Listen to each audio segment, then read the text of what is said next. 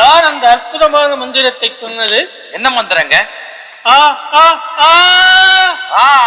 அதுவா? அது மந்திரமா? அது ஒண்ணு இல்லைங்க. அந்த ஆள் என் வாயில ஒரு கப்பு துணி அடிச்சுட்டான். நாத்தம் தாங்காத நான் தான் கத்தினேன். ஓ, அதான் மந்திரமா?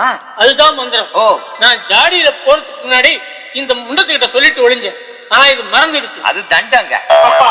என்ன யாருமே பூதம் நம்பவே மாட்டேங்கிறாங்க. என் பவர் எல்லாம் போச்சு. சனியனே, நீ நம்ம பரம்பரைக்கே ஒரு சாபக்கேடு. ஓ, மூஞ்சிக்கு பவர் வேறையா?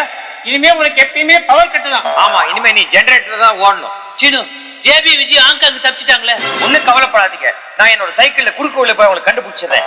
அதுக்கு அவசியமே இல்லை. ஏன்? நான் என்னுடைய சக்தினால அவங்களை திரும்பவும் வரவழைக்கிறேன். ஜீ பூம்பா